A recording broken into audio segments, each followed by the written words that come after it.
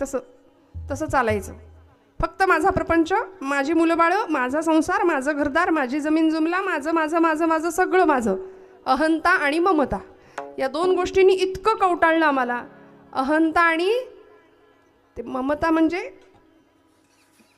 विठाल विठाल विठाल विठाल विठाल.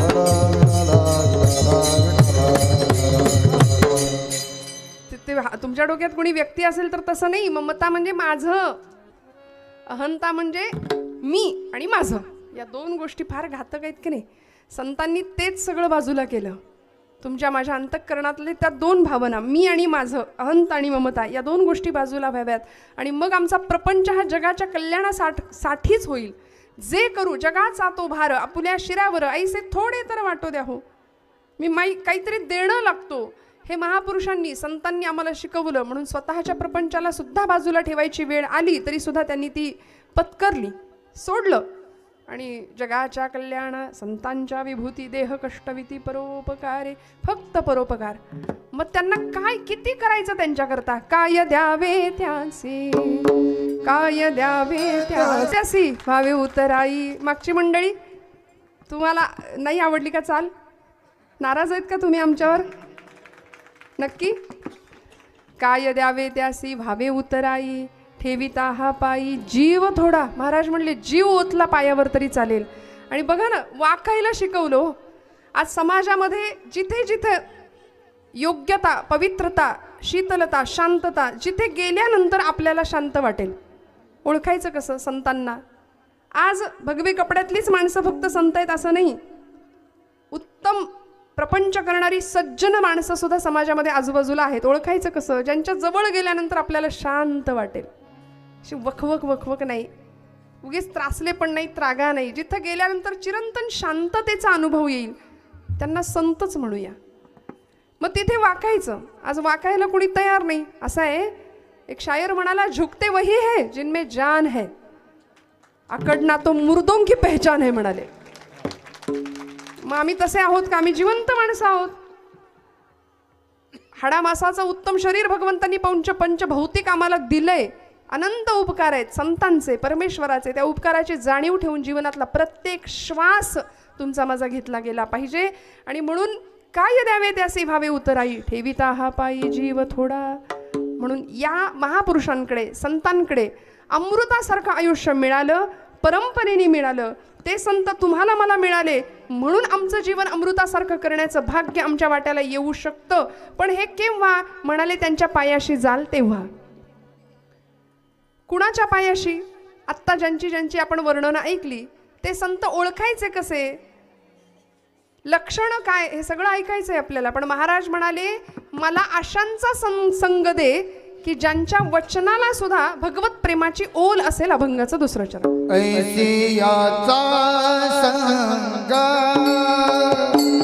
वाजले तर मी जबाबदार. विठ्ठल विठ्ठल विठ्ठल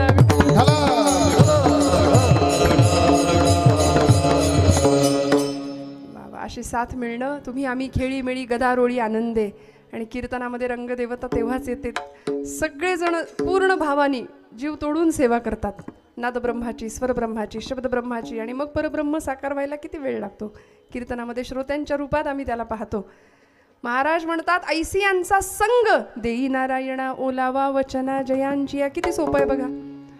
ज्यांच्या वचनाला ओल आहे, ओलावा आहे, त्यांचा संग मला दे. इतकं सोपं महाराज सांगतायत. मग आता तुम्ही म्हणाल ओलं कसं बोलायचं, शब्द कसे भिजवायचे? ज्यांच्या वचनांमध्ये आपुलकी आहे, स्नेह आहे, आर्द्रता आहे, प्रेम आहे, भाव आहे, त्यांचा संग मला दे. आज कुणी कुणाशी धड बोलायला तयार नाही. बोललंच तर नीट बोलायला तयार नाही. शब्द संभल के बोलिये, शब्द के हात ना पाव. एक शब्द हे औषधी, तो दुसरा शब्द हे घाव असं म्हटलंय. म्हणजे शब्दांनी होणारी जखम आणि एखाद्या शस्त्रांनी होणारी जखम, यामध्ये ही शब्दांची जखम फार त्रास देते. आणि दुर्दैवाने आम्ही सुद्धा त्याच जखमा फार लक्षात ठेवतो. काही वेळा काय असतं, फॉरगेट, फॉरगिव्ह आणि मूव्ह फॉरवर्ड, या तीन गोष्टी फार पाळणं आयुष्यात गरजेचं असतात. काही गोष्टी विसराव्यात, काही गोष्टी क्षमा कराव्यात आणि काही गोष्टी सगळ्या मागं टाकून पुढे निघून जावं. हे जमलं पाहिजे बरं का. आम्ही तेच ठेवतो. 25 वर्षापूर्वी अमुक लग्नात मला हलकी साडी दिली, ते 25 वर्ष खतखतत राहतं डोक्यात उरात, अखंड तेच तेच तेच तेच.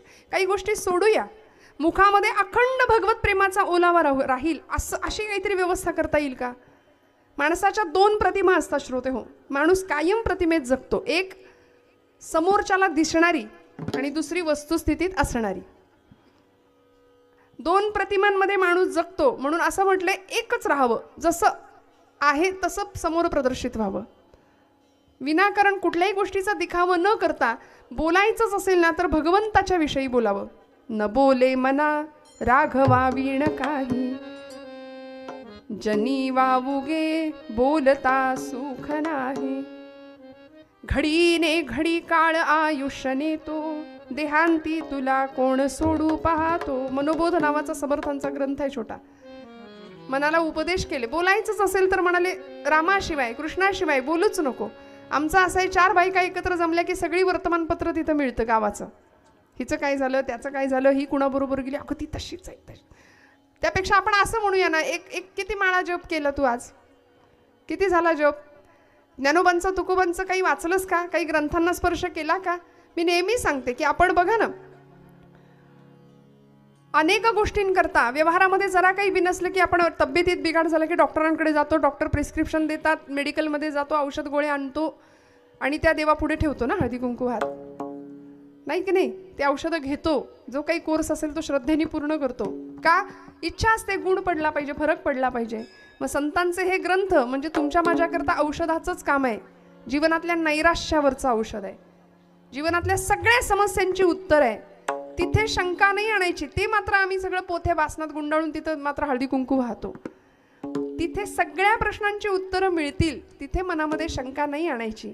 आणि संतांनी आम्हाला आचार विचार, बोलावं कसं हे सुद्धा सांगितलंय. कसं बोलायचं? जिभेची 2 काम आहेत, स्वाद आणि दुसरं काम आहे, पहिलं काम आहे स्वाद, खायचं, चव चाकतो आम्ही. आजचं जिरत नाही तोपर्यंत उद्या काय बनवायचं, महाशिवरात्रीच्या उपासाला मी काय खाऊ, याचं महिनाभर नियोजन असतं आमच्याकडे. उपासाचे 108 पदार्थ पुस्तकं लिहिली. आमचे पुण्याजवळचे कोडीत गावचे एक आचार्य अत्रे, आपल्या सगळ्यांना माहिती अत्र्यांचं नाव, महाराष्ट्रामध्ये अत्रे नवीन नाही आहेत कुणालाच.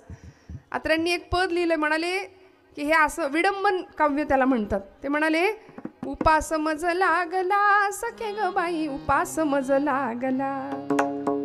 कसं भक्ती आमची बघा. उकडले बटाटे 6, आत्र्यांचं काव्य. मोजिल्या खार का 10, हे एकटीसाठी बरं का. आणि म्हणायचं उपास उपास उपास उपास. दिवसभर तोंड असं असतं की जणू काही गिळलंच नाही आम्ही. आणि सगळ्या म्हणजे जगाचं टेन्शन असल्यासारखा चेहरा. मी निंदा नाही करत आहे, आत्र्यांचं काव्य सांगण्याच्या निमित्ताने बोलते. आणि कुणी आपल्यापुरतं घेऊ नका बरं का. उकडले बटाटे 6, मोजिल्या खार का 10, किस नुसता केला पहा सखे ग बाई, उपास मज लागला, उपास मज लागला सखे ग बाई, उपास मज. यांना वाजवायचंच आहे. हा उपास मज भोवला. दिवसभर असा उपास उपास उपास करत आम्ही एवढं सगळं, एकादशी दुप्पट खाशी आपल्याकडे म्हणच आहे. आणि मग शेवटी जीव कासावीस झाला, जमेनाच आता शेवटपर्यंत. चतुर्थी सुद्धा आम्ही करतो, पण सकाळी ब्रश करतानाच काय रावसाहेब आज चंद्रोदय किती वाजता आहे हे चिंतन. म्हणजे त्या गणपतीपेक्षा चंद्राची आम्ही एवढी वाट पाहतो त्या दिवशी, म्हणजे मग आम्हाला गिळायला मिळतं की नाही. हा उपास मज भोवला, जीव कासावीस झाला, नाहीच सुधारलं शेवटी दही भात मधुर चोपला सखे ग बाई, उपास मज लागला, उपास मज लागला सखे ग बाई, उपास मज. हे आत्र्यांचं काव्य. म्हणून फार कोणी त्यांच्या नादी लागत नव्हतं. आणि अशा पद्धतीचं की स्वाद हे जीवनाचं पहिलं काम आहे, म्हणजे जिभेचं पहिलं काम. दुसरं काम आहे वाद. पहिलं काम स्वाद, दुसरं काम वाद. म्हणून जगातली 99% भांडणं जिभेमुळे होतात. आणि ती कमी पडली की माणूस हाणामारीवर उतरतो. आणि आज समाजामध्ये असं आहे, 2 माणसं भांडत असली तर पूर्वीचा काळ असा होता, तिसरं जाऊन सोडवायचं. आता असं आहे, 2 भांडत असली की तिसरं शूटिंग करायला विसरत नाही, सोशल मीडियावर टाकायला. इतकी नतद्रष्ट आणि इतकी पाषाण हृदयी माणसं आम्ही झालो. एखादा अपघात झाला तर पूर्वीची मंडळी मदत करत होत्या, पहिले फोटो काढतील पहिल्यांदा या सगळ्या गोष्टींची. सांगायचा मुद्दा, ओलावा वचना जयांची, या वचनांना आचरणांना स्नेहाचा ओलावा असला पाहिजे, आर्द्र जीवन असलं पाहिजे आमचं, की दुसऱ्याला त्रास नाही. भगवंतांनी याकरता माझी योजना केली आहे. 750 वर्षापूर्वी पायरीवर बसला म्हणून मारलं आमच्या चोखोबांना त्या काळच्या लोकांनी. इतकं मारलं, इतक्या वेदना झाल्या, सर्वांगापर्यंत कळ जावी. आणि पांडुरंगा, अरे माझ्याच कर्माचं फळ असेल रे हे, कुणाला दोष नाही दिला. आम्ही मात्र जरा बिघडलं की बाकी नाही, देवावरच खापर पडतो. काय रे, तो खरं तर तुमच्या पुण्यातही नाही पापातही नाही, सगळं प्रारब्ध आमची गाठोडी घेऊन आम्ही आलोय आणि भुगतोय. पण भोग कमी करण्याचं किंवा ते भोग भोगण्याची ताकद देण्याचं काम परमात्मा आम्हाला निश्चित करणार आहे. कधीच नाही तक्रार केली. तक्रारी तुम्ही आम्ही करतो, संतांनी नाही तक्रारी केल्या. जे आहे ते स्वीकारलं. प्रारब्धाचे भोग, माझंच काहीतरी पूर्वजन्मीचं पाप आहे भगवंता, म्हणून मला असा अनुभव येतो. तुझ्या पायरीवर सुद्धा बसू देत नाहीत रे. विटाळ व्हायला म्हणाले, चोख्या चाल इथून निघून जा. अजिबात बसू देत नव्हते चोखोबांना. पण तरी सुद्धा भगवंताला बघायचंय. सावळे सुंदर रूप मनोहर, राहो निरंतर हृदयी माझ्या. पांडुरंगा, मला बघू दे रे तुला, मला बघू दे रे तुला, म्हणून पायरीवर बसून राहायचे सारखे. जरा कुणी बाजूला झालं, कुणी नाही असं बघितलं की हळूच पांडुरंगाकडे मुखदर्शनासाठी जायचे, हकलून द्यायचे, मारायचे, बडवायचे. आणि पांडुरंगाकडं मागणं मागायचे. कसे माहितीये? जोहार माई बाप जोहार, जोहार माई बाप, जोहार घालावा भगवंता. अरे मी आलोय भगवंता, मला भेट दे रे. आणि मध्यरात्रीच्या वेळी असं मारून लोकांनी हाकलून दिल्यानंतर चंद्रभागेच्या त्या वाळवंटामध्ये एक चंद्रमौळी झोपडी बांधावी, तिथं राहावं. पांडुरंग परमात्म्यानी वेश बदलून जावं. चोखोबांना मार लागलाय म्हणून हातापायाला चोळून द्यावं, दाबून द्यावं, सेवा करावी. तुका म्हणे त्याचा देव सर्व भार चालवी, कामार होऊन या. गडी व्हावं, सेवक व्हावं, दासांचा सुद्धा दास व्हावं. हातपाय चेपून द्यावेत आणि म्हणावं, अरे चोख्या, अरे कशापायी जातोस तिथं, कशापायी हट्ट करतो भगवंताच्या दर्शनाचा, मार खातोस. नाही, पांडुरंगाच्या दर्शनात जे सुख आहे ना ते कुठंच नाही. सुखाचे जे सुख चंद्रभागे तटी, सगळ्या सुखांचं परम सुख, परम धन मला त्या विटेवर बघायला मिळतं. मला जाऊ द्या. अरे चोख्या, एवढा मार खातोस, ते बडवे पुजारी तुला इतके मारतात, कशापायी काय जातोस? तुला आत्ता भेटायचंय का म्हणले? कोण आले? पांडुरंग स्वतः आलेत. चल म्हणाले, तुला आत्ता नेतो. म्हणून राऊळात नेलं, गाभाऱ्यात नेलं मध्यरात्री. आणि भगवंतांनी सोबत आलेले एका वृद्धाचं रूप घेतलं होतं, वृद्धवेशी ब्राह्मणाचं. गायब झालं आणि मूर्तीत चैतन्य प्रगटलं. पाषाणामध्ये चैतन्य निर्माण करण्याचं सामर्थ्य संतांकडे होतं, तुमच्या माझ्याकडे नाही. नामदेवांकरता भगवंत येत होता, चोखोबांकरता येत होता. जनाबाईंना आला सुळावरती देताना भगवंतांचं तेज प्रकट झालं. सगळ्यांना अधिकार कळाला. आज तुमच्या माझ्याकरता येत नाही, कारण तुम्ही आम्ही देवासाठी रडत नाही, आम्ही प्रपंचासाठी रडतो. माझा मुलगा, माझी मुलगी, माझा पती, माझा नवरा, माझा सासरा, प्रपंचासाठी इतके रडू. पण खरं सांगू का, मी हात जोडून सांगते, खूप लक्ष देऊ नये का, प्रपंचासाठी कितीही करा, तुम्ही कितीही करा, मुलांसाठी करा, बाळांसाठी करा, लेकरांसाठी, नातवंडा पंतवंडा सगळं करा, पण प्रपंच म्हणणार नाही तुम्ही केलं म्हणून. सख्खी लेकरं सुद्धा म्हणतात तुमचं कर्तव्यच होतं, काय विशेष केलं? पण माझ्या भगवंतासाठी एवढंच करा.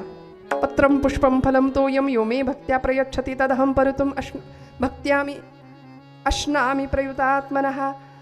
काहीही दिलं, थोडंसं एवढंसं दिलं, पत्र पुष्प फल तो एक, तरी मला चालेल म्हणाले भगवंत. चालेल, एवढंसं केलं तरी भगवंत लक्षात ठेवणार आहे आणि शेवटच्या क्षणाला तोच आपल्यासाठी येणार आहे. ओलावा वचना जयांची. आणि मग भगवंतानी स्वतःच्या गळ्यातला तो रत्नांचा हार तुळशी माळेबरोबर मुद्दाम टाकावा. आपल्या सगळ्यांना कथा माहिती आहे की ज्या रत्नहार गायब आहे म्हणून दुसऱ्या दिवशी सगळ्यांनी चोखोबांना पुन्हा बडवावं, मारावं. चंद्रभागेच्या शेजारी असलेल्या चोखोबांच्या गळ्यात रत्नहार दिसावा, पुन्हा त्यांना वाळवंटात शिक्षा द्यावी. पण काय हो, या सगळ्यातून मिळालं काय? खरं सांगू का, मिळालं ते परमधन की जे कुणालाही नाही मिळत असं धन मिळालं. भगवंतांनी सांगून ठेवलं पंढरपूरला या, माझं दर्शन घ्या, पण माझ्या आधी माझ्या भक्तांचं दर्शन घ्या. म्हणून नामदेवांकडून समाधी बांधून घेतली समोर चोखोबांची, ज्यांच्या अस्थी सुद्धा विठ्ठल विठ्ठल बोलत होत्या. नामदेव महाराज म्हणले, हाडं उचलायचं, अस्थी उचलायची, कानाला लावायची, विठ्ठल विठ्ठल नाद आला की जमेस धरायची, ती चोखोबांची अस्थी. मंगळवेड्याच्या गावकुसवाच्या तटबंदीचं काम चालू असताना गावकूस अंगावर कोसळून कामगार मेले, त्याच्यामध्ये आमच्या चोखोबांचा देहांत. आणि मग या प्रकारे अस्थी गोळा करून आणले आणि तिथं समाधी आज पंढरपुरामध्ये. आधी चोखोबांचं, मग नामदेव पायरीचं दर्शन, आणि मग म्हणतो पांडुरंग परमात्मा मग मी तुम्हाला भेटेन. म्हणून अशा संतांचा संग देऊया. काय होतं हो, काय आचार होता. उत्तम सेवन शीतळ कंठासी पुष्टकांती तैसी दिसेवरी. उत्तम सेवन, खायचं काय, आचार काय करायचा. आता या सगळ्याचा आचार भ्रष्ट समाज आजूबाजूला आम्ही पाहतोय. आमच्याकडे परवा खूप मोठा सण झाला महाराष्ट्रात. कुठला हो? 31 डिसेंबर. मला आलं उत्तर पटकन, म्हणजे त्याला आम्ही सण म्हणतो हे निश्चित. विठ्ठल विठ्ठल विठ्ठल.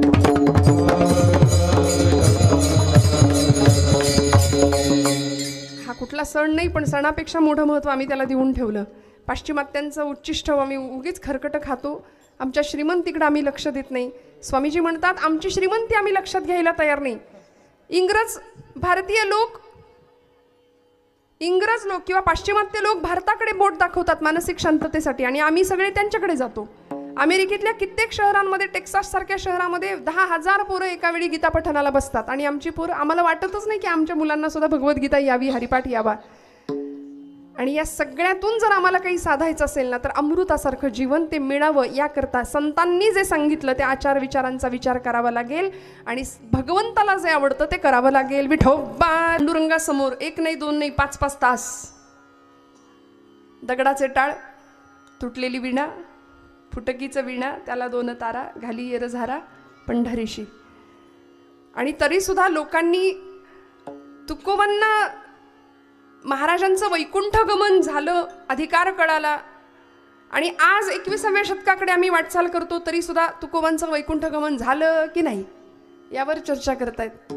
ज्ञानोबा तुकोबांचे आज आमच्यावर एवढे अनंत उपकार आहेत. 12व्या शतकामध्ये ज्ञानराजांना एवढी अवहेलना, एवढा छळ, एवढा अपमान, निंदा सहन करावी लागली, आणि एवढं सगळं करून ये मराठीची ये नगरी ब्रह्मविद्येचा सुकाळू करी, सगळं विष प्राशन केलं, पचवलं, आणि चूळ भरली ती अमृताचीच.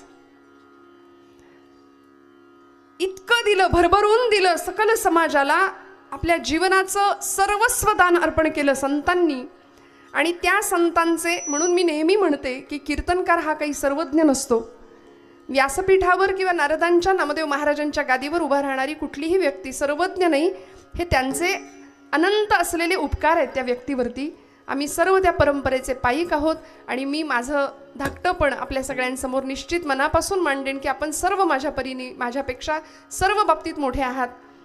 त्यांचे अनंत उपकार आहेत. यासाठी म्हटलं की कीर्तनकार हा संतांचा पोस्टमन आहे.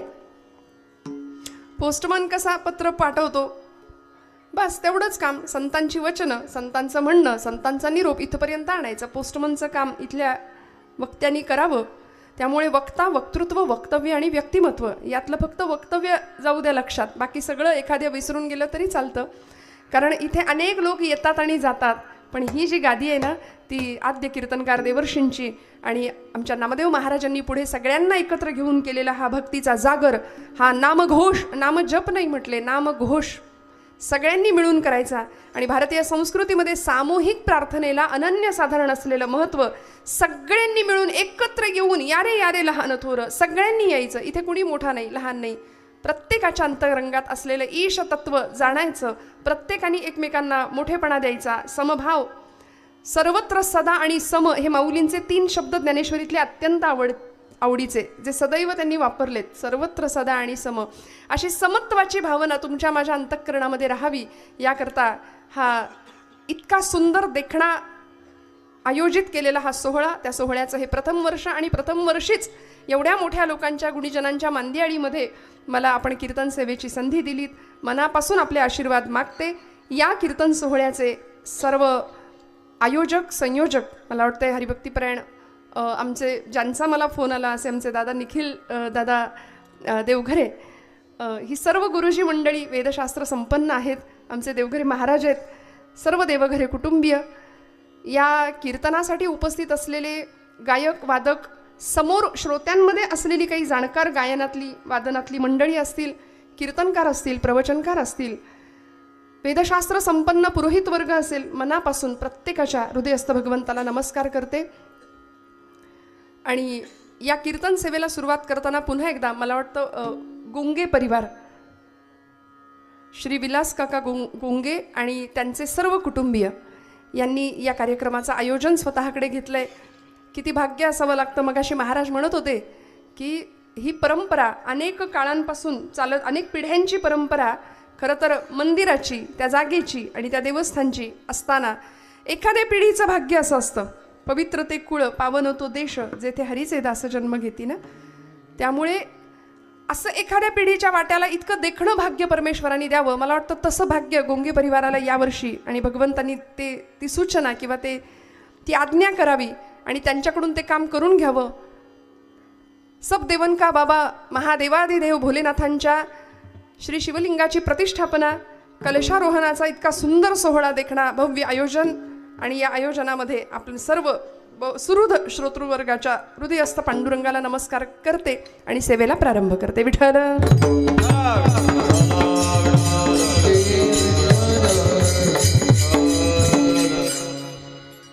कुठेही जा, आमचा महिला वर्ग जरा जास्त संख्येने असतो, आहे की नाही? हो म्हणा, आहे की नाही? आपण मग आजचा दिवस पण आपलाच. तयार आहात सगळ्या? फ्रेश, एकदम छान, रिलॅक्स. मी काय यांच्याशी जास्त बोलते, कारण सगळं करून यावं लागतं. म्हणजे घरचं बघा, बाहेरचं बघा, आलं गेलं बघा, रांधावाडा, उष्टी काढा, कीर्तन ऐकायला या, कीर्तन करायला या, आहे की नाही? मग आपल्याला कौतुक नको का? मग एवढं सगळं बघायचं. आणि सगळ्यात महत्त्वाचं म्हणजे 8 ते 10 ही आमची झी मराठीला द्यायची वेळ आहे की नाही? बघा, माना एवढ्या छान हलताय, हो म्हणतायत. काळजी करू नका, रिकॅप एपिसोड असतो उद्या परत, त्यामुळे तेही टेन्शन नाही. सगळी काळजी परमात्मा आमची घेतो, आमच्या आवडीनिवडी सांभाळतो. फक्त जास्त आवड इथली असावी, एवढं झालं म्हणजे एवढं मिळवलं.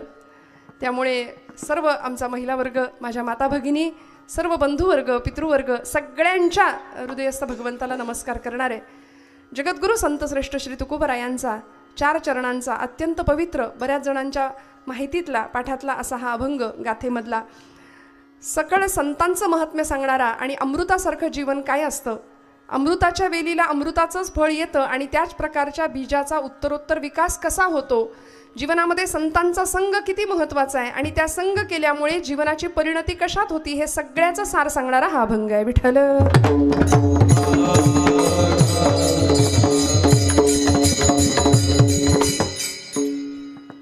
मी त्यांना आल्यापासून सांगत होते, लाऊडनेस कमी करा, लाऊडनेस कमी करा. आता एकदम छान केले. नाही तर काही ठिकाणी 60-70 वयाची माणसं आहेत, 50 ओलांडलेली, मग विनाकारण लाऊड सगळं करून त्यांच्या कानाला कशाला त्रास द्या. आपण सुद्धा ऐकू येतंय तोपर्यंत ठीक आहे, नंतर हे अजून बंद व्हायच्या आत थोडंसं शांततेत होऊ द्या, म्हणून मी तुम्हाला थोडा त्रास दिला की कमी राहू द्या सगळं म्हणून. अमरावतीमध्ये आई जगदंबेच्या या पवित्र स्थानावर आम्हाला महाराष्ट्रातल्या संतांचं महत्त्व नव्हे, भारतभरातल्या संतांचं महत्त्व, भारताच्या परंपरेचं महत्त्व, इथल्या पूर्वसुरींचं महात्म्य, सामर्थ्य, हे सगळं जाणून घ्यायचं. हे एकमेव कीर्तन नावाचं व्यासपीठ असतं. आज तुकोबारायांचा अभंग निरूपणाकरता घेतलाय. उत्सवाचा 2रा दिवस आहे. तुकाराम तुकाराम नाम घेता कापे यम, हा दराराजांचा होता भक्तीतला. ज्या तुकोबांनी अभंगाची गाथा 3.5 ते 5 हजारांच्या संख्येने निर्माण केली. महाज्ञान देती जगाला अभंग, जया भंग नाही असे ते अभंग, असं म्हटलंय. आज का गरज आहे या सगळ्याची? आमचा समाज दुभंग होतोय, आणि दुभंगणाऱ्याला समाजाला अभंग करण्याचं शाश्वत सामर्थ्य जर कशामध्ये असेल तर ते संतांच्या अभंगामध्ये आहे. आणि म्हणून तुकोबा असतील, ज्ञानोबा असतील, नाथबाबा असतील, आमचे नामदेव महाराज असतील, भागवत धर्माचा प्रचार प्रसार करणारी, या सगळ्यांनी एक पताका खांद्यावर घेतली. झेंडा नाही म्हणत बरं का, झेंडा पक्षाचा असतो, धर्माची पताका. या पताकेला 2 टोकं आहेत, एक ज्ञानाचं टोक आहे, एक नामाचं टोक आहे. या 2 टोकांची ही पताका, आणि दांडा आहे तो भक्तीचा आहे. भक्तीचा दांडा हातामध्ये घेतला. ज्ञान आणि नामाचा प्रसार प्रचार समाजाच्या अंतरंगामध्ये रोमरोमामध्ये भिनावा, त्याचा जागर व्हावा आणि प्रत्येक मनुष्य मात्राला मी इथे का आलो, माझ्या येण्याचं इथं इप्सित काय, साध्य काय, या सगळ्या प्रश्नांची उत्तरं मिळावीत, की जी आम्हाला संतांनी पुन्हा पुन्हा देण्याचा प्रयत्न केला. वास्तविक मी कोण, मी कुठून आलो आणि मला कुठं जायचंय. या इहलोकामध्ये मनुष्य जीवामध्ये आम्ही जेव्हा जन्माला येतो आणि दुर्लभातला दुर्लभ असलेला मनुष्य देह आम्हाला भगवंताच्या कृपेने प्राप्त होतो. आचार्य म्हणाले, दुर्लभम त्रयमेवैतत् देवानुग्रह हेतुकम मनुष्यत्वम मुमुक्षुत्वम महापुरुष संश्रयः. सगळ्यात दुर्लभ 3 गोष्टी सांगितल्या, मनुष्यत्व, मुमुक्षुत्व आणि संश्रय, आश्रय महापुरुषांचा. पहिल्यांदा माणूस म्हणून जन्माला येणं कठीण, दुर्लभ. 84 लक्ष योनी मात्रांमधून नरदेह प्राप्त झाला.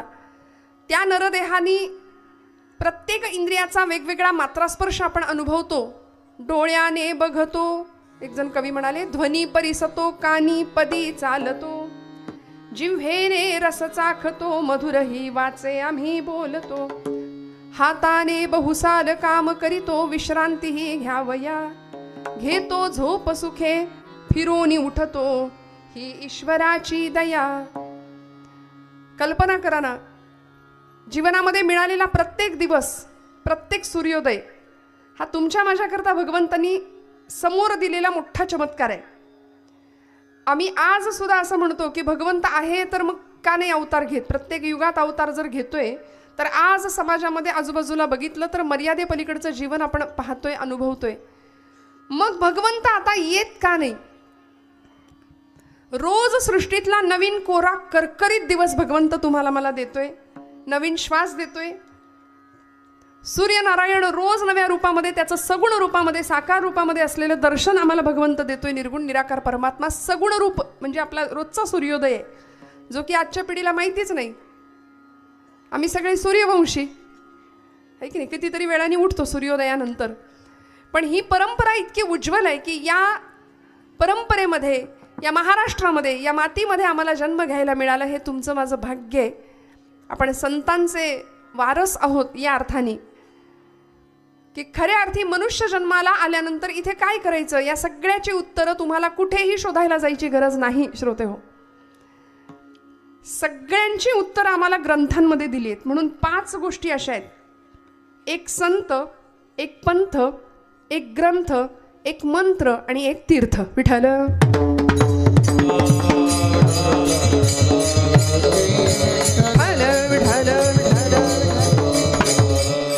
जीवनामध्ये 5 गोष्टींची असलेली कास कधीच न सोडता जर आम्ही व्यवस्थित आचरणशील या पद्धतीने जर जगलो आणि संतांनी घालून दिलेल्या मार्गावर जर जगलो, कारण यच्च यावत जीवाच्या शाश्वत कल्याणाचा विचार भक्त संतांनी केलाय. श्रोते हो, तुमचं माझं सर्वतोपरी कल्याण व्हावं असं संतांशिवाय कुणालाच वाटत नाही. का मी एवढं धाडसाचं विधान करेन, कारण तुम्ही म्हणाल आई वडील नाही का कल्याणाचा विचार करत. या इहलोकामध्ये आई वडील तुमच्या माझ्या कल्याणाचाच विचार करतील, नाही असं नाही. पण एक क्षण असा येतो की संतांना सांगावं लागतं, विषय तो त्यांचा झाला नारायण, नावडे जन धन माता पिता. इहलोकीतली सगळी नाती बाजूला सारून अंतीचा नियंता पांडुरंग किंवा तेच नातं देवसोयरा देवसोयरा देवसोयरा दीनांचा, बस म्हणाले. त्याच्यापेक्षा नातच नाही कुठलं. आपण ज्यांना आपलं आपलं म्हणतो ती मंडळी आपली नाहीत, हे पक्क डोक्यात ठाम ठेवावं माणसाने इथं आल्यानंतर, बरं का. म्हणून मी महिला वर्गाला आधीच विचारलं की सगळं आपण रिलॅक्समध्ये आहात ना, 2 तास आपल्याला एकदम छान, काही चिंतन प्रपंचाचं करायचं नाही. दाराला कडी लावली आहे का, दुधाचं पातेलं झाकलं आहे का, इथं आल्यावर ते कुलूप 10 वेळा उडून बघितलेलं असतं तरी इथे येऊन त्याचं चिंतन करतो आम्ही, लागलं असेल की नाही. तर असं नाही, निश्चिंत बसा, एकदम रिलॅक्स. इथं आल्यानंतर इथलंच होऊन जायचं, बरं का. मी प्रामाणिकपणे हात जोडून आपल्याला विनंती करते की आपण कीर्तनामध्ये 2 तास, अत्यंत महत्त्वाचा वेळ, ही अत्यंत महत्त्वाची आणि आपण ती इथे देतो. मग त्या वेळेमध्ये बरं 2 तास कीर्तनकाराकडून फक्त विनोदाची अपेक्षा केली, हसण्याची अपेक्षा केली तर आमच्या आयुष्याचं हसू करून घेतल्यासारखं आहे.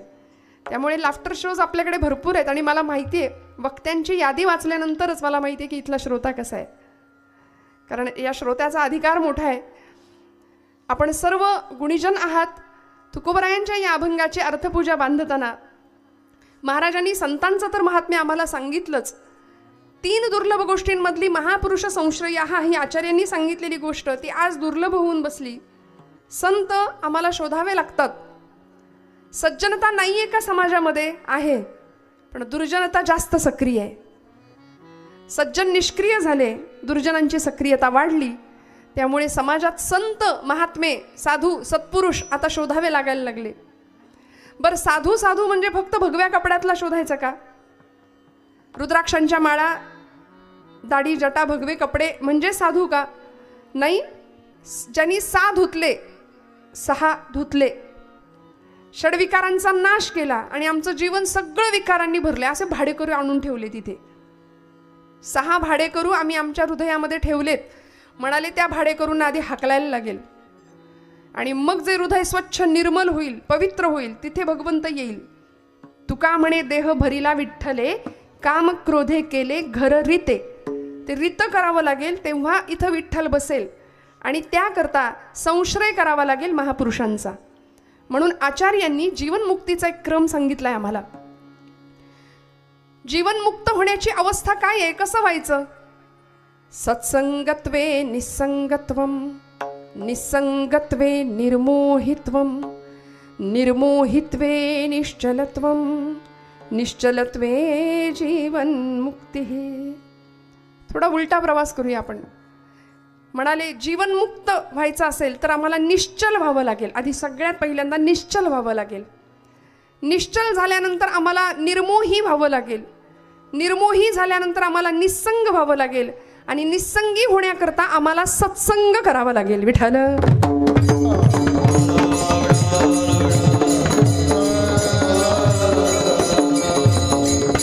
आपण सगळे जागे आहात ना? खूप लक्ष देऊन जागेपणे आपण श्रवण करणार आहात. मग या सत्संगाकरता जीवनामध्ये अशा काही पुरुषांकडे, अशा लोकपुरुषांकडे, लोकोत्तर महात्म्यांकडे, पूर्वसुरींकडे डोळे उघडे ठेवून आम्हाला बघायला लागेल की ज्यांनी आम्हाला निरंतर जागवण्याचंच काम केलंय. निरंतर. कारण तुम्ही म्हणाल आम्ही झोपलोत का? आत्ता तर जागे आहोत. पण अनंत काळापासून ही चालत आलेली परंपरा की आम्ही देहानी डोळे उघडे ठेवले तरी मन आमचं निद्रिस्त आहे. आणि त्या निद्रिस्त झालेल्या, बरं फार लांबचं नको, स्वातंत्र्य मिळाल्यानंतर आजपर्यंत एवढी वर्ष झाली आमच्या भारताला स्वातंत्र्य मिळून, मला खरं सांगा आजचा तरुण जागा आहे का? आम्ही जागे आहोत का? मग ते खऱ्या अर्थीचं जागेपण जे आहे ना, विचारांचं जागेपण, आचाराचं जागेपण, ते आम्हाला मिळावं याकरता संतांनी आपल्या विचारांनी इथं ही भूमी सिंचित केली, सिंचन केलं आपल्या विचारांचं. आणि आम्ही ते सगळं सोडून मानसिक शांततेसाठी किंवा आमच्या ज्याला मराठीत फ्रस्ट्रेशन म्हणूया, असं म्हटलं की लवकर कळतं, फार नैराश्य, नुसता ताण, तणाव, अखंड सगळं आहे हो, सगळं आहे. परवा एक आजोबा भेटले, 7 पिढ्या बसून खातील एवढा होतं त्यांच्याकडे. म्हटलं आजोबा एवढं आहे तुमच्याकडं, तरी सुद्धा आता का बरं चेहरा असा पडलाय? का तुम्ही असे म्लान? काही टेन्शन आहे का? काही त्रास आहे का? म्हणले बाई ग, अगदी खरं आहे तुझं. 7 पिढ्या बसून खातील एवढं मी कमावलंय, पण 8वी पिढी काय खाईल याची चिंता लागली. म्हणले किती वाईट आहे हे बघा, किती ताण घेऊ आम्ही. बरं बाकीचं राहू द्या, उत्तम आयुष्य मिळाल्यानंतर सुद्धा जर आम्ही उत्तम, भगवंतांनी उत्तम सृष्टीमध्ये जन्माला घातले, उत्तम नरदेह दिलाय, अव्यंग देह दिलाय, तरी सुद्धा आम्ही असे मुडदूष चेहरे करून जर त्याच परमात्म्याच्या सृष्टीमध्ये राहिलो, जगलो, तर ते त्याला आवडणार नाही. अनंत कोटी ब्रह्मांड नायकांनी सृष्टीचा पसारा निर्माण केला, एकटा होता. वेदवचन सांगतो एकोहम बहुस्याम, अनेक व्हायची इच्छा झाली त्याला. म्हणून आपल्या मायेचा आधार घेतला, पुरुषांनी प्रकृतीचा आधार घेतला आणि सृष्टीची निर्मिती केली. या निर्मितीमध्ये त्यांनी अनेक जीव निर्माण केले. म्हणून आपली निर्मिती आहे ना मानवांची, ती मनूपासून आहे बरं का. भागवतकार सांगतात ते मनू आणि शतरूपा असं. म्हणून आमचा पहिला पूर्वज मनू आहे खरं तर. आणि ते डार्विन उत्क्रांतीवाद वगैरे मानवाची रचना माकडापासून झाली जे काही सांगतात ते आपले धर्म, आपलं नाही बरं का. ते त्यांचे असतील वंशज, त्यांच्यापासून झालेले, आपले नाही. आपण मानवापासूनच आहोत. भगवंतांनी ही सृष्टी निर्माण केली आहे आणि या सृष्टीमध्ये एवढं मोठं ब्रह्मांड आहे, अनंत कोट ब्रह्मांड नायक म्हणतो आपण त्याला. कोटी ब्रह्मांडाचा नायक. मग त्या ब्रह्मांडामध्ये अनेक प्रकारच्या, ज्याला आपण मराठीमध्ये सूर्यमाला म्हणतो बघा, आहे की नाही, गॅलेक्सीज, असंख्य सूर्यमाला, असंख्य ग्रह आहेत, तारे, नक्षत्र. त्याच्यामध्ये आपली सूर्यमाला आहे, ज्याच्यामध्ये पृथ्वी नावाचा आपला छोटासा ग्रह आहे. थोडं बारकाईने ऐका. त्या सगळ्या सूर्यमालेमध्ये पृथ्वी नावाचा आपला ग्रह, ज्यामध्ये आपण राहतो, ती पृथ्वी सूर्यमालेच्या तुलनेमध्ये खसखस असते की नाही, महिला वर्ग घरातली आपली एवढीशीच आहे. ब्रह्मांडातल्या आपल्या सूर्यमालेतली आपली पृथ्वी एवढीशी. त्या पृथ्वीवर आमचा भूगोल आम्हाला सांगतं 71% आपण जागे आहात ना, 71% पाण्याचा भाग आहे, 29% जमिनीचा भाग आहे. म्हणाले त्या 29% जमिनीवरती हा खंडप्राय पृथ्वीचा विस्तार आहे. 7 खंडांची पृथ्वी, सप्तखंडात्मक. त्यातला आपला आशिया नावाचा खंड. या खंडामध्ये अनेक देश आहेत. त्यातला आपला मेरा भारत महान, कधी कधीच फार उतू जातं. 15 ऑगस्ट 26 जानेवारी पुरतं प्रेम आमचं. त्या भारतामध्ये अनेक जिल्हे आहेत, राज्य आहेत. त्या राज्यामध्ये आपलं महाराष्ट्र, त्या महाराष्ट्रामध्ये आपला प्रांत, त्यामध्ये आपलं गाव, आपला तालुका, त्यामध्ये आपलं कुठेतरी गाव छोटंसं, त्याच्यामध्ये आपलं घर. 3.5 हात फक्त जागा लागते या देहाला. पण एवढ्या सृष्टीच्या विस्तारामध्ये एक स्वतंत्र अस्तित्व म्हणून जन्माला घातलं भगवंतांनी. किती अनंत उपकार आहेत त्याचे. म्हणून मनुष्यत्वम मुमुक्षुत्वम, मोक्षाची इच्छा असणं इथे आल्यानंतर. आणि तिसरी गोष्ट आहे महापुरुष संश्रयः, संतांचा संग अत्यंत दुर्मिळ आहे. आणि तो संग मिळण्याचं हे एकमेव ठिकाण आहे बरं, हा धर्ममंडप. आणि म्हणून आज तुकोबराय आम्हाला सांगतायत की तुम्हाला जर संतांचा संग करायचा असेल, भगवंताकडे मागताना त्यांनी एवढंच मागितलंय, मला दुसरं काही नको, मला अशी माणसं ओळखण्याची दृष्टी दे की ज्यांचं जीवन अमृतासारखं आहे. कारण तुकोबराय सांगतात अमृताची वेल जशी असते तसं अमृताचं फळ असतं प्रथम चरणापासून. अमृताची फळे अमृताची वेली, अमृताची फळे अमृताची वेली,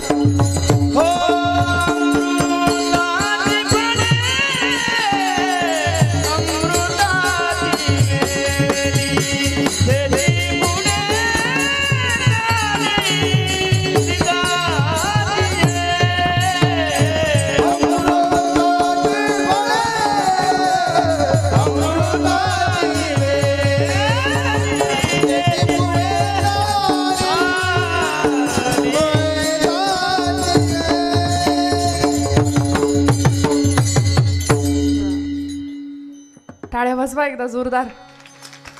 असं सेवा करताना जीव तोडून करणारी माणसं भेटणं फार दुर्मिळ असतं.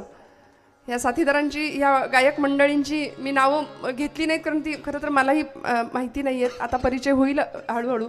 पण इतका गोड गायन आहे, इतकी सुंदर साथ आहे. 2 तास काही ठिकाणी 7.5 आहे की काय असा अनुभव येतो. 7 नाही 7.5. पण आपण सगळे अत्यंत मला सांभाळून घेताय, गुणीजन आहात, अत्यंत गोड गाताय. महाराजांनी अमृत शब्द वापरलाय. अमृताची फळे, अमृताची वेली, तेची पुढे चाली बीजाची. उपमा दिली संतांना अमृताची. म्हणाले त्यापेक्षा सर्वश्रेष्ठ काहीच नाहीये. नामाला उपमा देताना अमृतापेक्षा गोड आहे असं नामदेव महाराज सांगतात ना. अमृताहुनी गोड नाम तुझे देवा, मन माझे केशवा का बा न घे. बरं, संतांच्या बाबतीत अमृत स्वरूप संत असं सांगत असताना तुकोबरा एक उदाहरण ठेवतात तुमच्या माझ्या पुढे. अमृताची फळे, अमृताची वेली, तेची पुढे चाली बीजाचीही. अमृताचं झाड आहे, वेल आहे, त्या वेलीला फळ कसलं येणार? विषाचं येईल का? अमृताचंच येणार. मग म्हणाले त्या प्रकारच्याच बीजाचा विकास होत जातो. कारल्याचा वेल असेल तर आंबा थोडीच येणार आहे त्याला, नाही ना. ते विषाचं तसंच ते कडूच स्वरूप असणार आहे त्याचं. आणि हे अमृतच का म्हणाले असतील हो तुकोबराय. कल्पवृक्ष होता, चंद्र होता, आमची कामधेनू होती, अनेक प्रकारच्या उपमा देता आल्या असत्या.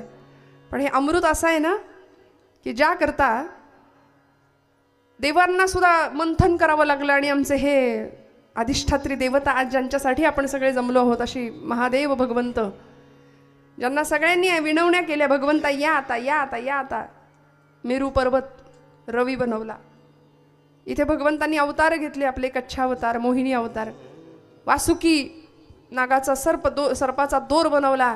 आणि या आमच्या भोलेनाथांना बोलवलं. 4:30 आयुर्भैरवाचं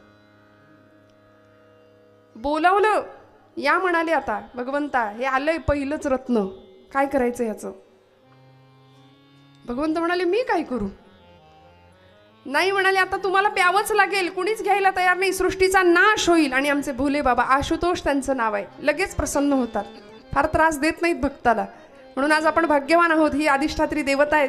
आज या गुंगे परिवाराच्या आयोजनाखाली चालू असलेला महोत्सव आणि इतकं सुंदर शिवलिंगाची स्थापना, नवीन प्रतिष्ठापना, कलशारोहण, किती सुंदर देवता आहे बघा.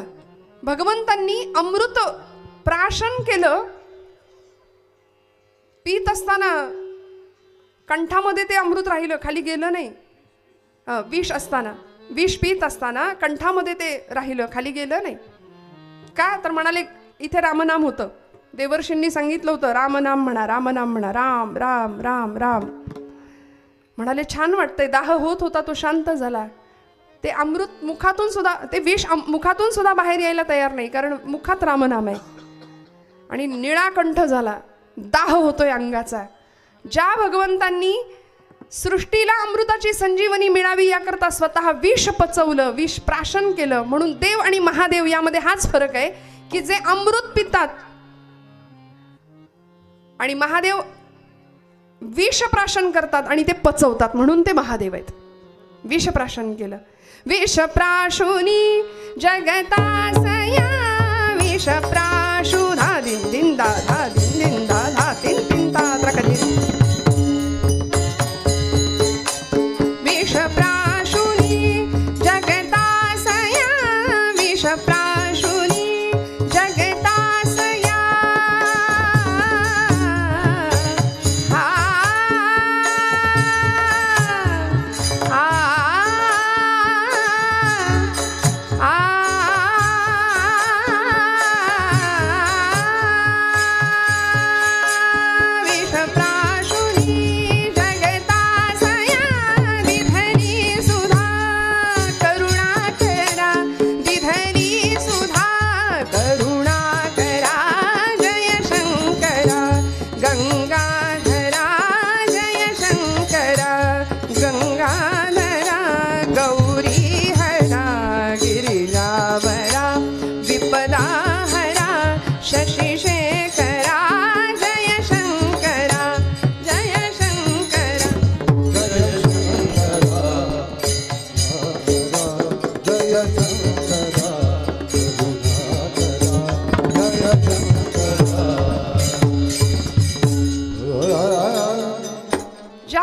भगवंतांनी विषप्राशन केलं आणि अशी ही अत्यंत सुंदर अशी देवता अमृत सगळ्या जगाला दिलं, देवतांना प्राप्त झालं. मग हे अमृत श्रेष्ठ आहे तुकोबांच्या दृष्टीने, आमच्या संतांच्या दृष्टीने. आणि संतांना ही उपमा दिली अमृताची. दैत्यांकडं आलं ते म्हणाले अमृत नाही. त्या मोहिनीने फसवलं ना, ती म्हणाली हे एकाच घटामध्ये आहे. फसले सगळे दैत्य, मोहात फसले, भुलले. आणि ती मोहिनी सांगते, माया होती भगवंतांची, मोहिनी अवतार भगवंतांचा. तिने सांगितलं, म्हणाले हे वरवरचं दिसतंय थोडंसं पाणी ते देते म्हणली देवांना आणि तुम्हाला देते आणून परत अमृत. तर एका घटामध्ये असं असतं थोडीच, पण ते देवांना द्यायच्या निमित्ताने तिने देवांना द्यायला लागली. असुरांना असं वाटलं आपल्याला फसवतीये ही. आपल्या सगळ्यांना तो प्रसंग अर्थात माहिती आहे, मी विस्ताराने नाही सांगणार. पण या प्रसंगामध्ये म्हणाले देवांना अमृत मिळालं, दैत्यांना काय मिळालं? अमृततुल्य. आम्ही पितो ना आजपर्यंत, अमृततुल्य म्हणाले, अमृत नाही मिळालं. त्यामुळे हे बहुतेक तिकडून आलं की काय मला माहिती नाही, पण आमच्या सगळ्यांच्या आवडीचा तो विषय झाला की नाही आज. अमृततुल्य म्हणाले. नावं पण काय देतात आमच्या महाराष्ट्रातले लोक, वा वा. त्यामुळे असं अमृत देवांना मिळालं, देवांना दुर्लभ असलेलं अमृत. तुकोबर आहे त्या अमृताची तुलना संतांशी करतात. संत अमृतासारखे आहेत. म्हणजे परमश्रेष्ठ पद जे आहे, उत्तमातलं उत्तम जे आहे, संतांच्या पेक्षा चांगलं काहीच नाही आहे समाजामध्ये. कारण आईची भावना आहे, आईचं अंतःकरण आहे. अमृतासारखं जीवन ज्या संतांचं आहे, अमृतासारखं जीवन ज्या महापुरुषांचं आहे. बरं, अमृतासारखी माणसं ओळखायची कशी हो समोर जाऊन? संत ओळखता येतात का? कारण कलियुगाचा महिमा इतका भीषण आहे, भयान आहे.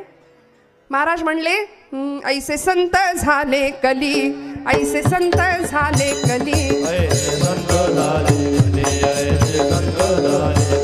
ऐसे संत झाले कली, ऐसे संत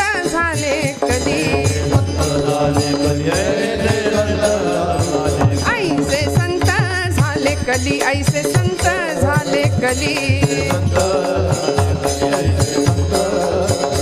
हाती तमाखूची नली, हाती तमाखूची नली, हाती तमाखूची. त्यामुळे बाह्यांगाला न बसता अंतरंग बघावं.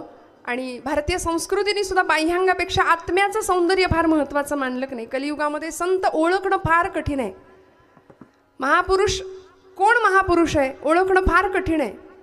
म्हणून सांगून दिलं अमृताचं फळ कसं ओळखायचं. ती वेल अमृताची असते, मग ते बीज अमृताचंच असणार, शुद्ध बीजापोटी फळे रसाळ गोमटी. मग बीज शुद्ध असावं असं जर वाटत असेल ना, तर आमच्या तुकोबांच्या कनकाईकडे बघावं, वल्लोबांकडे बघावं, ज्ञानोबांच्या आई रुक्मिणीकडे बघावं, विठ्ठलपंतांकडे बघावं. घराघरामध्ये अमृतासारखी संतती जन्माला आल्याशिवाय राहणार नाही, तुकोबांचं म्हणणं आहे. आज तुमच्या माझ्या घरामध्ये अमृतासारखं जीवन असणारी मंडळी जर जन्माला यायची असतील ना, तर लेकरांना घेऊन कीर्तनाला आलं पाहिजे. मी नेहमी असं सांगते की मुलं इथं येऊन झोपली तरी चालतील कार्टी, पण इथे झोपेत जे ऐकतील ते चांगलं असेल, घरी जागेपणी टी व्हीवर जे बघतील ते वाईट असेल. त्यामुळे इथे येऊन झोपली तरी चालतील, पण हट्टाने घेऊन यावं. हट्टाने आपण म्हणतो तू घरात बस, तुला कार्टून लावून देतो, आणि आम्ही कीर्तनाला जाऊन येतो. मग बघणारं कार्टून, टी व्हीवर कार्टून, 2-2 कार्टून. त्या पोराला विचारलं की बाबा रे तुला भीम माहिती आहे का महाभारतातला? भीम कुठलं काय? भीम नाही माहिती ना, अर्जुन नाही, कुणीच नाही माहिती. ते म्हणतं छोटा भीम माहिती आहे मला, लाडू खातो ढोलकपूरचा. या पलीकडे जाऊन काय शिकायचं काय आमच्या मुलांनी? मी पण या प्रश्नाचं उत्तर जर कळायचं असेल ना, तर कुठेही वर्कशॉप आणि कुठल्याही गोष्टीची कास धरायची गरज नाही. इथे या धर्ममंडपात पोरांना घेऊन या, आपोआप सगळी उत्तरं मिळतील. विठ्ठल.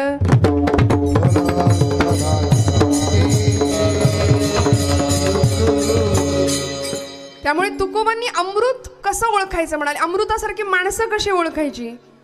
या भूमीमध्ये कलकत्ता प्रांतामध्ये एक असा योद्धा संन्यासी जन्माला येऊन गेला. योद्धा कधी संन्यासी नसतो आणि संन्यासी कधी योद्धा नसतो, पण ज्यांना उपमा दिली लोकांनी योद्धा संन्यासी, असे आमच्या भारताचे महापुरुष. अमृतासारखं जीवन होतं आणि जगाला सांगितलं. जेव्हा परदेशात जायचे ना, तेव्हा सगळ्या जगाला सांगायचे, कारण तो धर्म होता ख्रिस्ती धर्म. ख्रिस्ती मिशनऱ्यांचा असा आचार होता, तुम्ही सगळे पापी आहात म्हणायची ती मंडळी. तुम्ही सगळे पापी आहात, ईश्वराला शरण जा, आमच्या येशूला शरण जा असं सांगायचे. त्यावेळी या महात्म्यानी जगासमोर असा संदेश मांडला, काही काळजी करू नका म्हणाले, तुम्ही सगळे परमेश्वराचे अंश आहात, अमृतस्य पुत्र आहात असा संदेश दिला. तुम्ही अमृताची लेकरं आहात, अमृतस्य पुत्र आहात. तुमच्या प्रत्येकाचं जीवन अमृतासारखं आहे. कशाला काळजी करता? आपण सगळी ईश्वराची लेकरं आहोत. आणि हे जगाला सांगणारा तो पुत्र या भूमीचा, या मायभूमीचा सुपुत्र होता. भुवनेश्वरी आईचं नाव, वडिलांचं नाव विश्वनाथ बाबू दत्त, कलकत्त्याच्या हायकोर्टाचे सुप्रसिद्ध वकील होते. आणि या मुलाला इतकं सुंदर घडवलं, वाढवलं. 16व्या वर्षी चटकपटक बोलण्याचा गुण येतो की नाही आमच्या पोरांच्या अंगात,